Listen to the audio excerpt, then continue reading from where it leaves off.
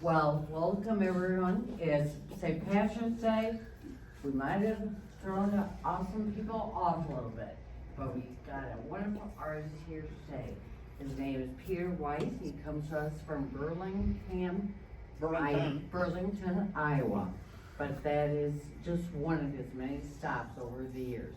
And today he'll tell you about his art and a little bit about himself too. And without saying any more, Peter, here we go. Well, thank you, Amy. First, before I forget, I'd like to thank Amy for organizing this. My sister-in-law, Michelle, who I think you probably know around here, for giving me the idea to apply. And then my brother, for just being my brother. He's been a wonderful companion for many years, even at a distance. Can you hear me now? You having a hard time? I'll read without notes, but I'll ramble. Okay.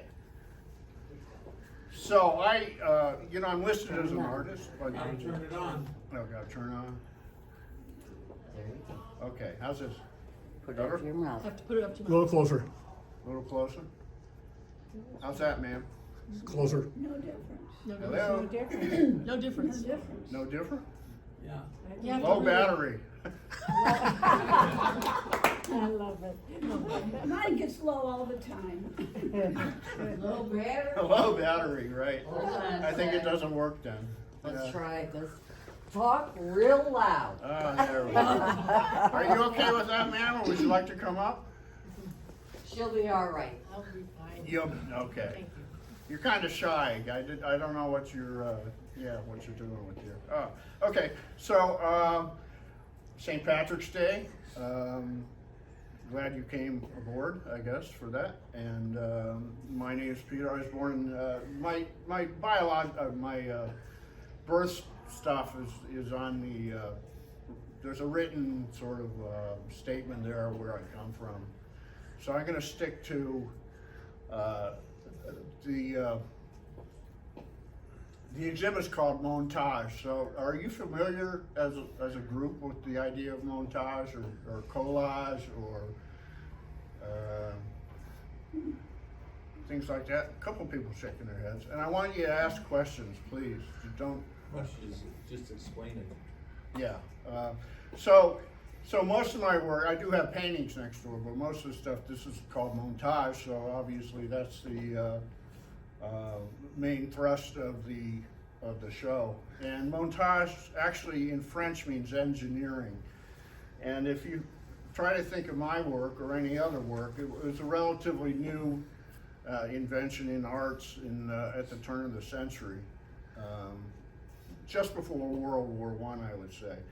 And it was concurrently started. It was just collage, cutting up different pieces of images and then creating new meanings by joining these images together, okay? So it was a departure from painting in itself. Let me let this gentleman sit here. Sorry. No problem. Step up a little bit, Jim. Peter, But come up a little bit. okay. There. So montage was a term taken over from engineering, French engineering, mostly railroad stuff. They would assemble, any kind of, the idea is to assemble separate pieces into something, right? So the sum actually is greater than its parts. And that works with images as well. You can multiply the meaning or completely change the meaning of an image by joining it with another image in a juxtaposition to create a new meaning. And that was sort of the idea that Picasso and Braque were doing the same thing in painting, but there were limitations there. So this was also the age of photography coming out, popular photography, newspapers, any kind of printed material, mass printed material, right? So you could take something mundane if you're an artist and paste it next to, say, a dog next to a jungle, or you wouldn't normally think of that, right? You'd have a sort of odd, say, what's this guy talking about? You add a third one, you add a fourth one, and pretty soon you've got a completely different work of art. And I don't call myself an artist. I don't even know if I would call photo montage as artists. There are artists that do photo montage, But they also do painting, they do sculpture and all that sort of thing, which I do, but I'm interested in photo montage. Now my photo montage, my sources, when I first started out, I would do cut and paste sort of things. So, you know, envision a picture plane like that, and then cutting up, you'd have to assemble a huge library of images because a lot of it is very spontaneous. You say, oh, I like that one, let's see how it looks next to the other one. It's not really about generating meaning or even a specific subject like painting would be, right? Rembrandt painted Rembrandt. He didn't paint Rembrandt and his brothers or sisters or a landscape or anything like that. People could read that painting this is just about Rembrandt himself or his wife, for instance, as a single subject. But as World War I developed, the world fractured, right? People couldn't believe the terrible confusion and berserkness of World War I in combat and people being ripped apart, you know, as soldiers or sailors or anything like that. And photo montage sort of developed out of that because a lot of the people who did photo montage after the war had been soldiers in the German army. So it's primarily the technique was developed probably in Berlin, you would say, during what they call the Dada movement. Has anybody ever heard of the Dada movement? Yes.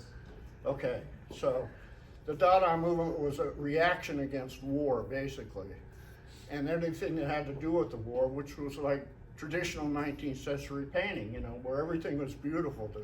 The Cathedral of Monet would be there forever, you know, or any kind of bucolic sort of landscape. Well, the people that developed photo montage generally were Dadaists and they were pacifists, and they said this is not the world we signed up for, right?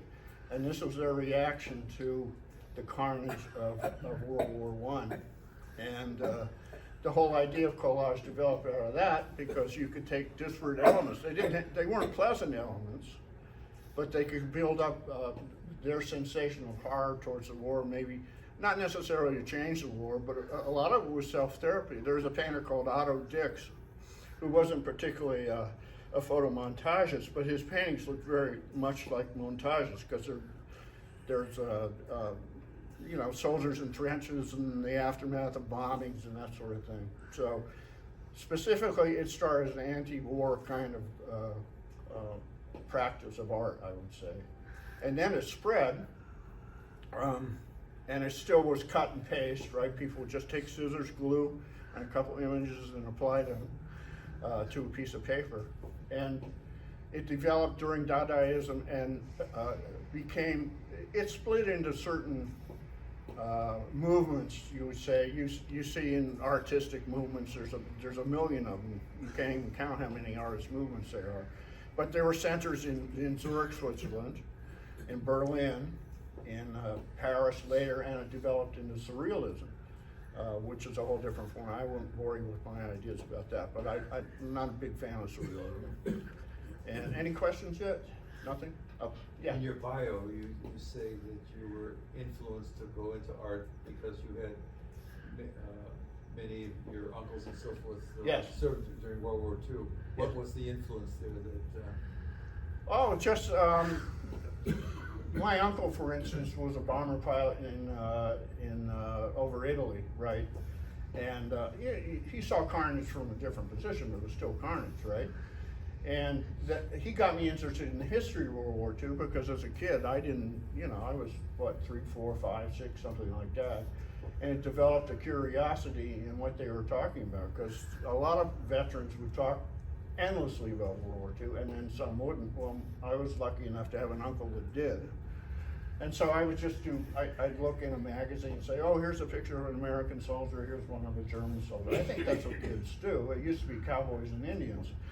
But I lived in Albuquerque, which was had 2 Air Force bases, right? And was heavily energized by government funding, and of course there are lots of Air Force people there. So that's how I got interested.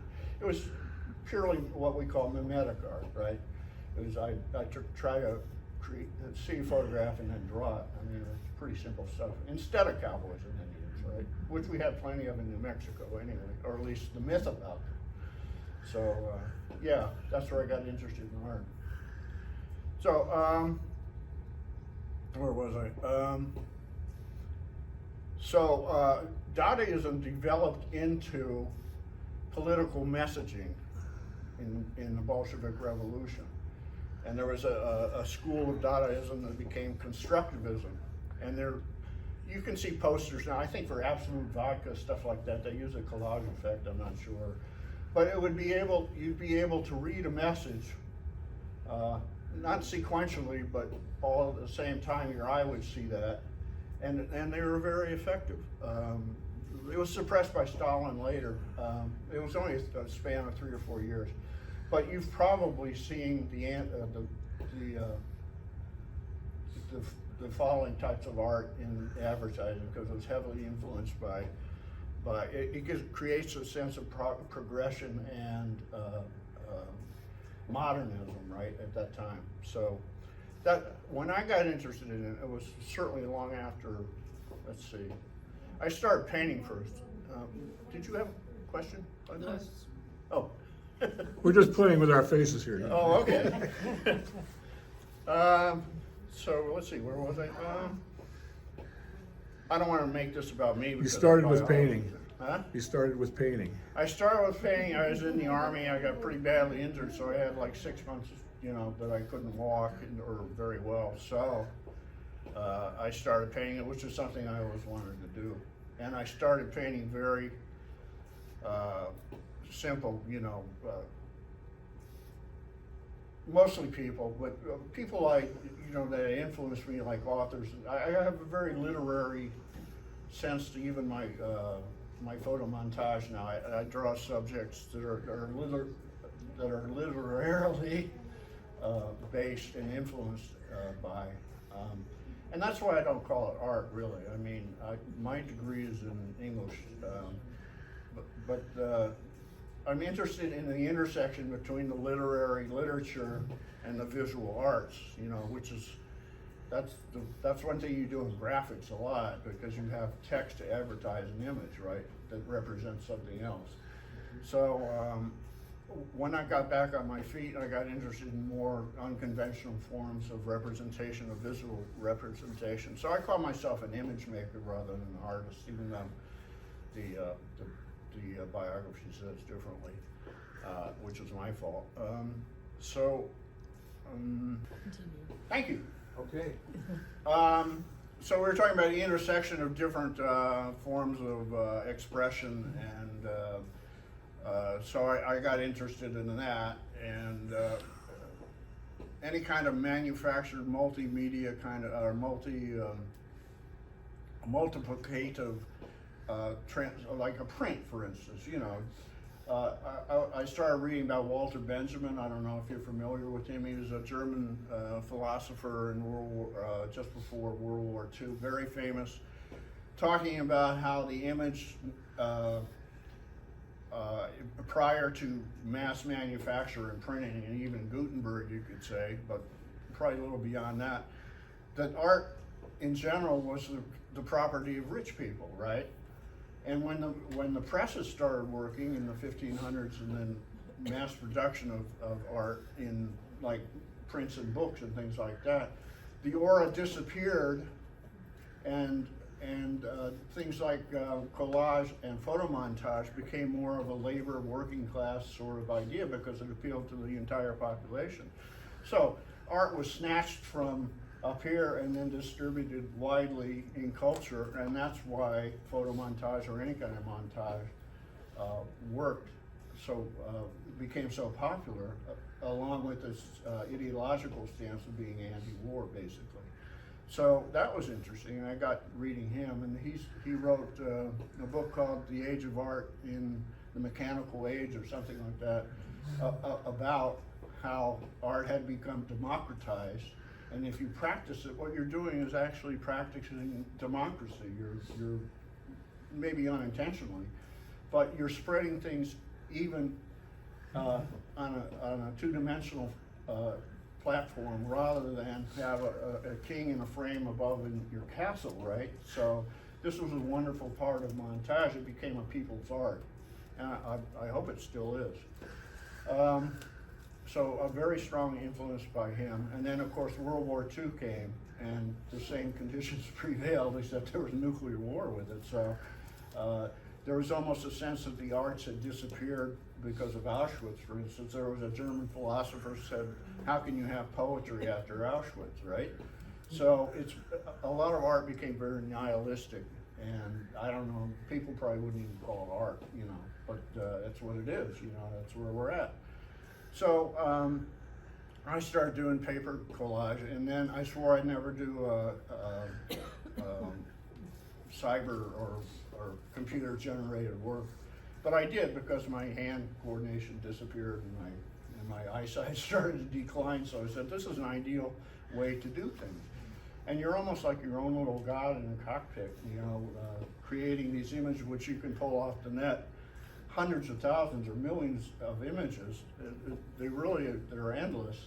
And if you see something that's appropriate to your mood, I don't really try to say anything with my stuff, but I'll take things, oh, these might look interesting together, and then in retrospect, I go back 2 or 3 weeks later and say, oh, that's what I was trying to do. They're almost like psychotherapy, right?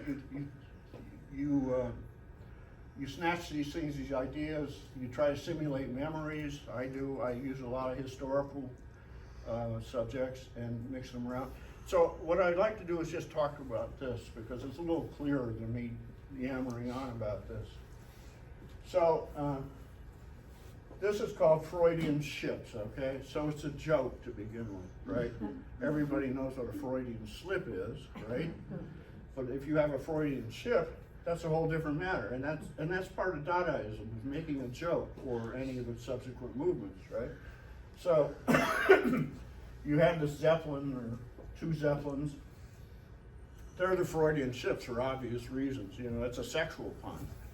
And then I was thinking very much about a movie that was highly influential on me when I was in the 60s, and that was Blow Up. Has anybody ever seen that movie?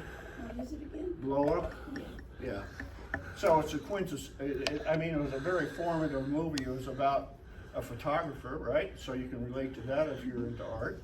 A photographer in London who visits a park for some reason, and he sees a couple, and they disappear, and then finally they're almost over the horizon, and it looks like they're making love or something like that, and then he realizes that the woman is murdering the man she's with. She disappears behind a tree line. So it's a movie all about what's real and what isn't, and the rest of the movie is him trying to unravel this idea, which is sort of what artists do, you know. They create illusion out of reality, and so the entire movie is his struggle to know what reality is, right? So I use the idea of I do a lot of pictures of interiors of factories, especially when they're no longer usable, but they're still recognizable with factories. So I'm joining the eye of Andy Warhol. Believe me, it's a reference to Andy Warhol's factory, where they produced all sorts of pop art, and setting the movie inside there, and then trying to discover the differences between the film and the static image which I'm creating. So this is Vanessa Redgrave, who is the star of Blow Up. She was actually the murderess, or was she? So there's this air of mystery I try to recreate, because in the movie you really never know. It ends up, it's just this angst of this person trying to discover what reality is. So, and then this represents a couple, and this is a reference to the Italian painter de Chirico, Giorgio de Chirico, who had these very mysterious paintings of piazzas and places like that, but sort of out of kilter. You say, well, that couldn't be a real place because the proportions are wrong, right? And he didn't become a Dadaist, or anything. In fact, he's very much not. But I like her because she's sort of running through art history, you might say, and saying that all these things are tied together eventually. But you just don't know how, and you never will find out, right? So I like the enigmatic thing. And then, of course, these two questionable English characters who are dandies, right? They're speculating on God knows what in that movie, but I kind of look at them as art critics, you know? And when you have art critics, you always have trouble with artists because they present what they say, and but they're necessary. They're necessary like spiders, you know.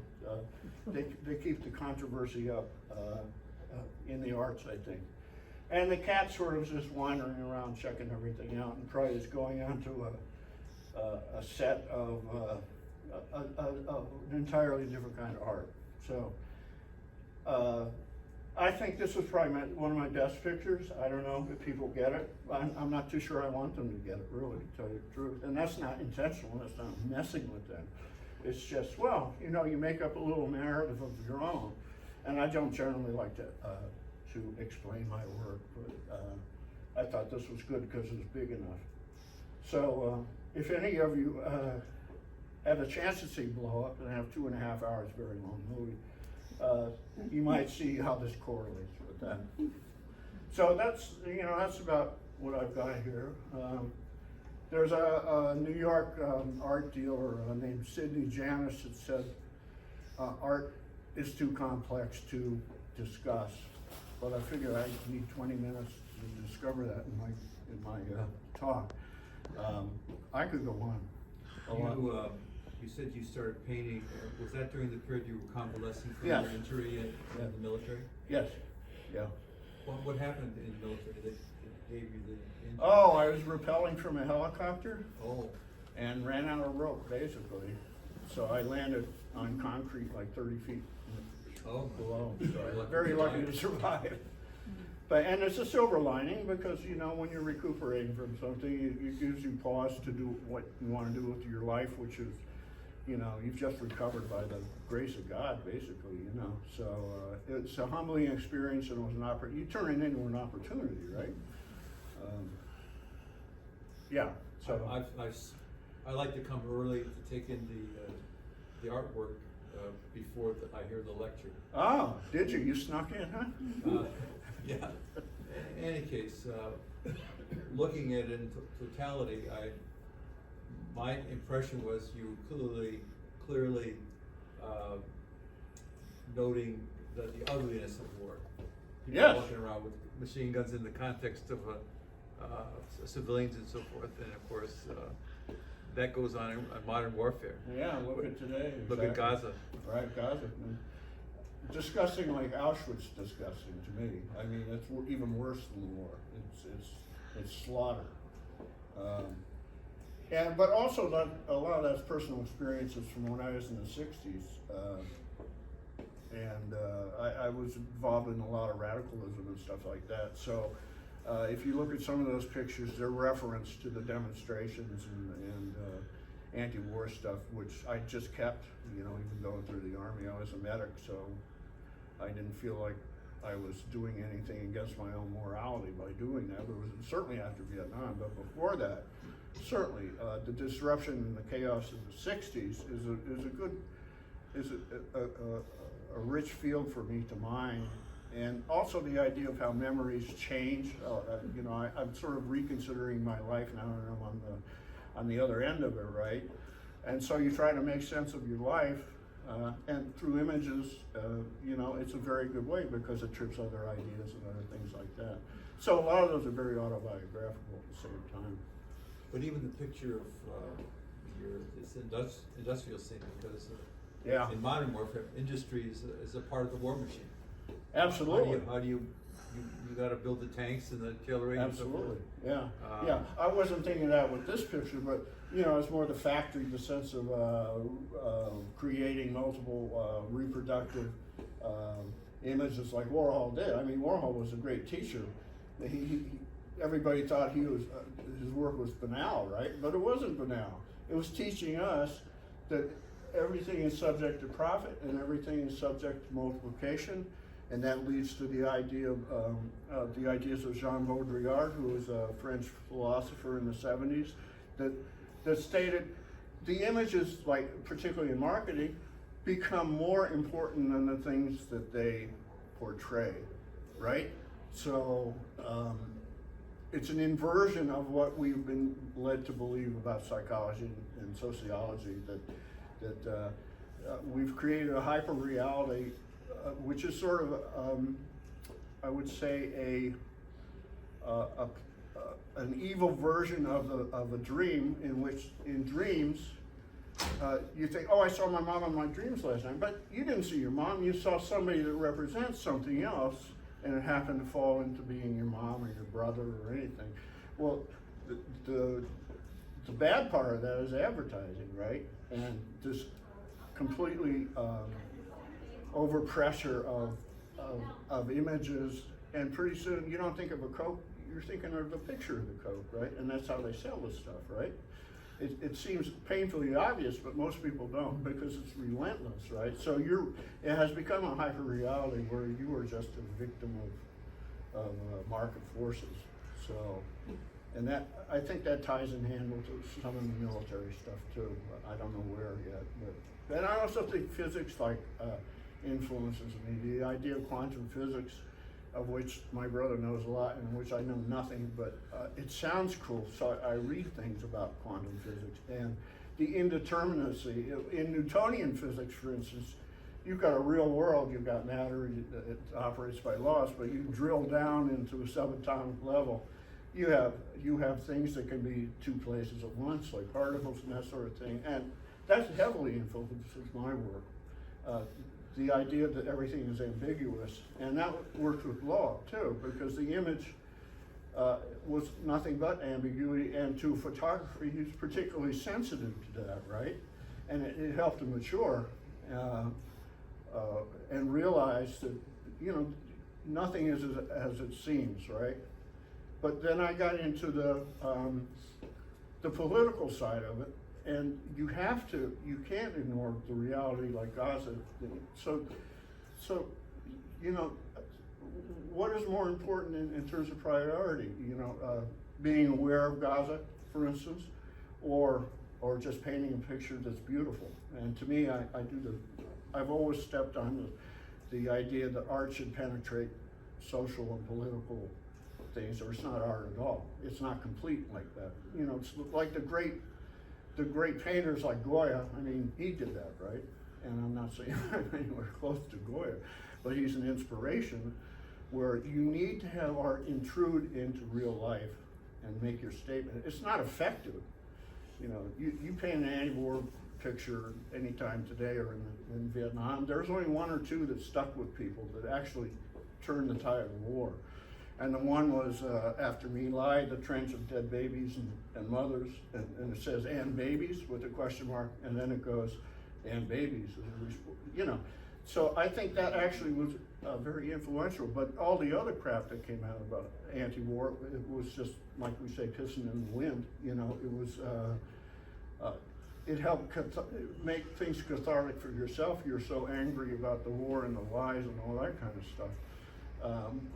So you can't step too far into the ideological camp without losing your artistic ambitions. But you know, you have to tread it. It's like reality and illusion. You have to find a fine line.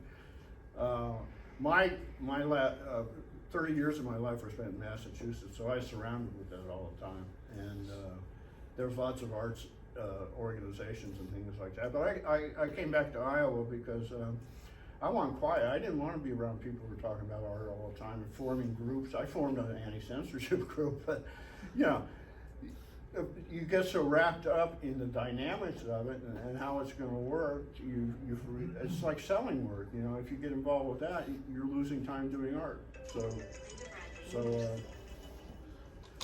So that's I would like to probably see all that stuff, but I have to go back, unfortunately, to my own little creative cave there. And I run a gallery too, so I think the whole idea of art movements is, I've thought them over, and they're great art moves, from A to B, you know, there's like the Dadaists, and then there's the Surrealists, and then as you go further in time, it atomizes, right? So you get to New York by 1960 or 70, and you've got, what, 100 avant-garde art groups, and they're all shouting at each other and trying to promote their own ideologies, or trying to even agree on one. Yes? I want to ask if there are other people that have questions, because I think there are some other folks that have questions too. Oh, anybody else? Sorry. Well, I was gonna ask about, you do oils, do you ever do watercolor or other kinds of? I have, is sort of, just to say I've done them basically. I'm not, watercolor is like the hardest visual arts medium that I can think of. It's very difficult, and I'm not too sure that I would ever be good at. And when I did do them, the landscapes were terrible. I did a couple pictures of people, portraits of people, which were okay, but you know what, that's not my sentiment, really. It's very delicate, and it's a reverse to oil painting. It's additive rather than subtractive, or the other way around. Right. And I hate acrylics, because they dry too fast, they don't look like oils. Yes. Hi, Richard. I came in late and I apologize. No. Did you have I need to know just sometimes, just plain facts. Do you have a title for that work? This work? Yes. Yeah, it's called Freudian Ships. Ah. You have titles for all your work? Yes, yes. Uh-huh. Yeah, I try not to, you know, I gotta give a person a chance to think, well, what is this person thinking of? And the title does that, right? But that doesn't always work with my stuff. Well, you know, would it be helpful to me for you to tell us a little more what brought you to make that title? What about that work? I know you said some things. It was a joke, yeah. It's a pun. Oh, it's a joke. It's a pun, yeah, yeah. Which is common among contemporary work.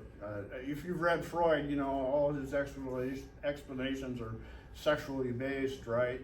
So I was sort of making fun of Freud because people don't take it that seriously anymore. Well, that's probably true. How did you do that? You know, I think you say you don't cut and paste anymore. No. All right, now tell us how you did that. Oh, okay. So I only use a very basic graphics editor, like I call it Adobe, well, they call it Adobe Is that a Photoshop. software, graphics editor? Yes, yeah, yeah. I don't know anything about that. Yeah, it's a learning curve, which is sort of hard. But if you think of it, this is just a poor representation of what I would do as a brain. Like if I were cutting and pasting it, it performs the same sort of activities Right. that your brain does, right? How And does that work? A little bit more detail. How you use the software, and where did you cut and paste in that? Or well, the cut and paste would be in formally it would be in any element of it. For instance, a couple here. yes, where did you get that? I got it off like Google Images, maybe. I don't know. You have storage places where people film stills, for instance. I think that was a film still. Or you can just take part of it? Yeah, How Yeah. do you do that?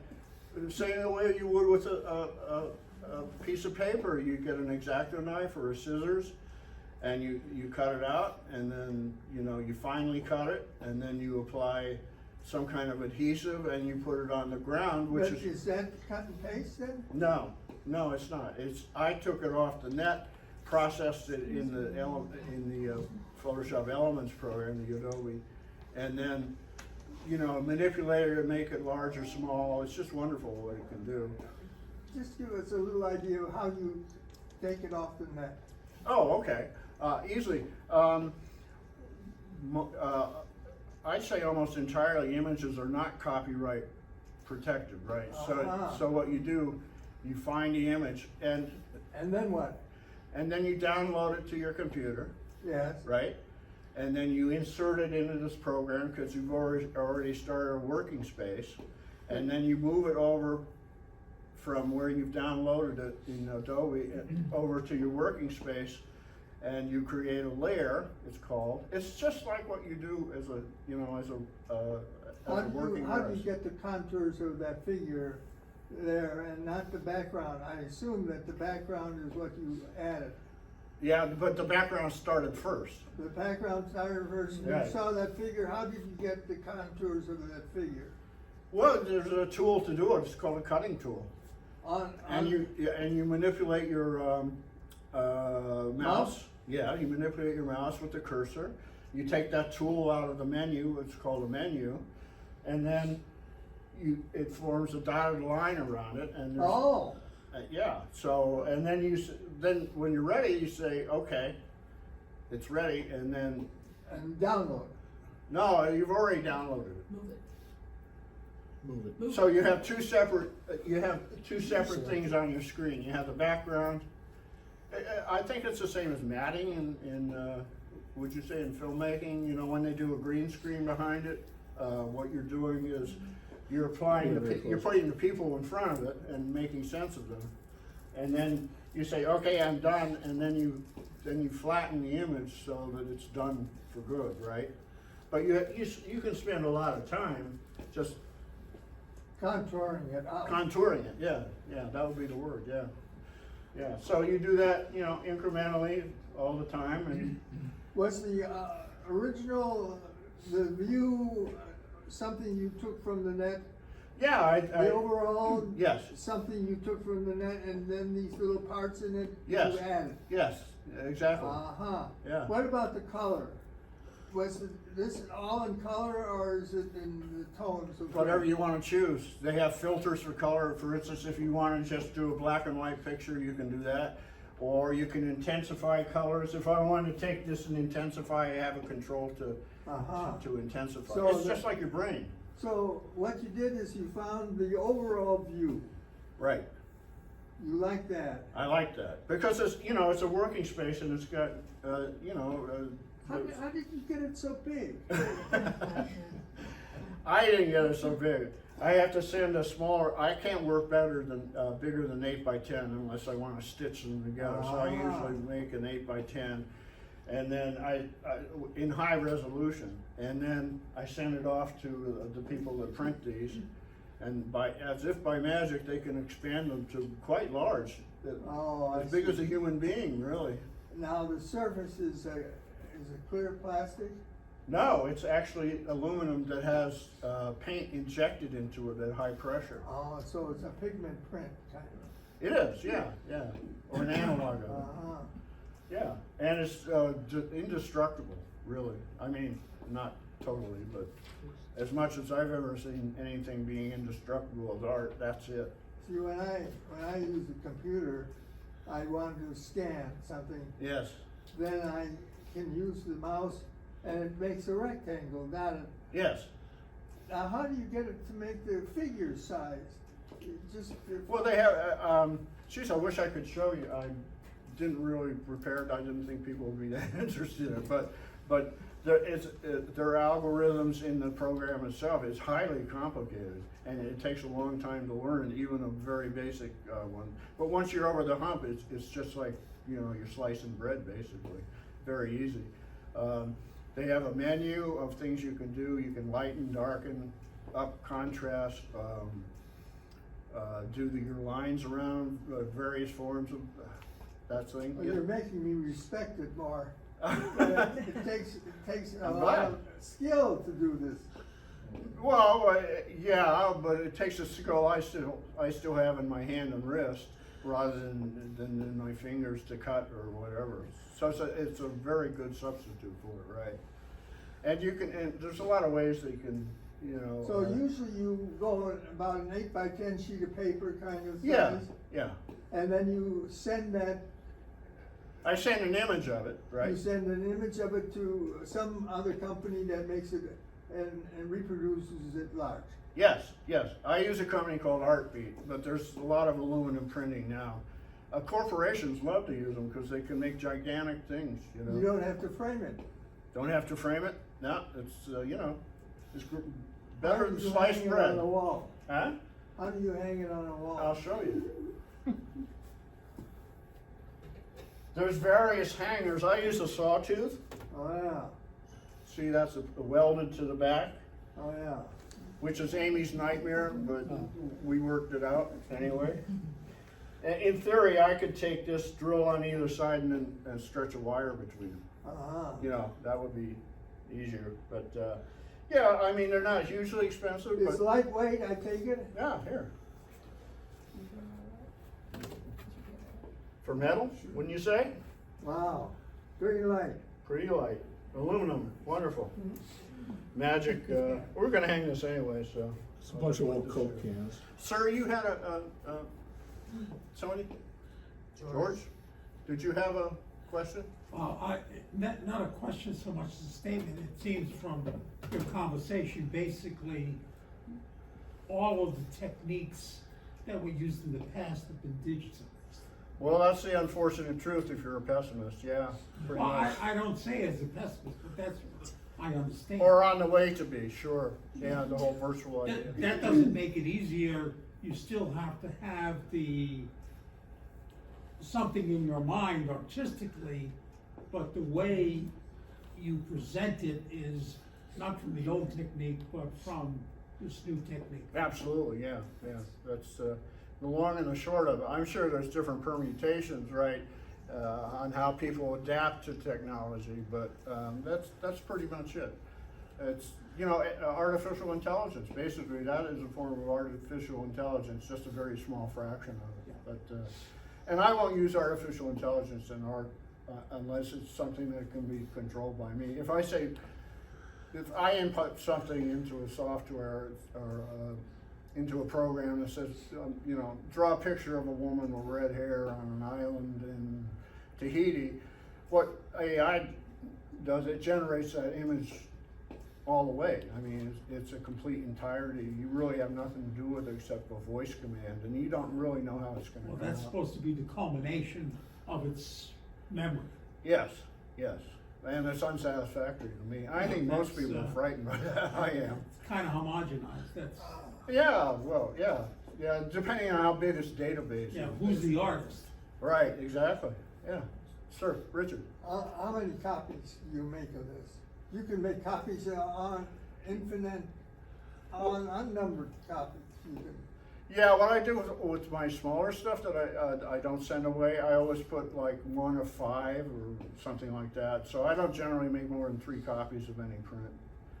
This I probably will never make another copy of, unless somebody bought it and then I want to replace it because I like it. But yeah, it's the same. It's the same protocol that you use with prints. So you can have an edition of 10. you could, yeah, if you But can then afford you it. destroy the original and then you just have the. Right, and people, reproduction. yeah, I mean, goes back to the whole question of reproducibility and how it democratizes the image. Well, in democratizing it, it's also decreasing its monetary value according to some people that care about that sort of thing, right? So, you know, 100,000 of these, you know, after the first one, like a car, they depreciate. You mind telling us how much it costs to make it that size? Probably just $200, I'd say. Yeah. Does that seem high to you? Well, Yeah. Does it? that makes you, Uh-oh. you multiply that by 2 for the cost to the customer. Right. Yeah, absolutely. It's just capitalism at work. I mean, you know, so, you know, they're not gonna give it away.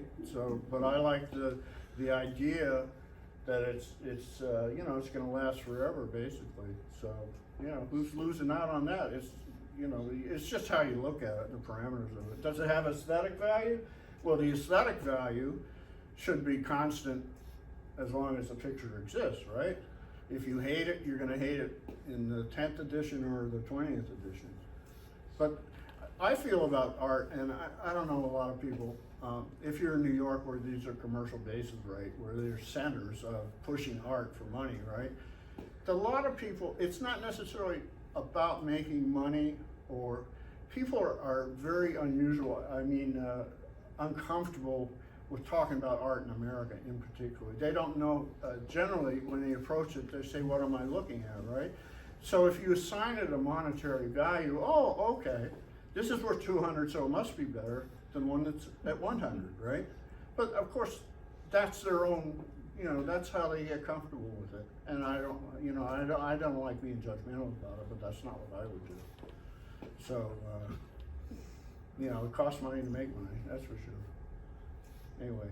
Well, you guys are enjoying this very much, but there's We got, questions. that- I've been rambling, sorry folks. No, I'm not, I don't want to stop it, if there's more questions, I continue, but. Oh, okay. Yourself, please. My brother had a coaching comment. Well, you'll find the metallized prints varying in price anywhere from, maybe your first print will be $200, but depending on place, your first print can be anywhere from maybe that print would be like $75 to $200 depending on where you went, and you pay for the quality. Yes, yes, yes. But very frequently, I subscribe to about 4 different printmaking companies' emails, because I do some large prints. I have one of his paintings I have printed and stuck up on my wall, and I think it's 20 by 26 roughly. Yeah, 22 by 26.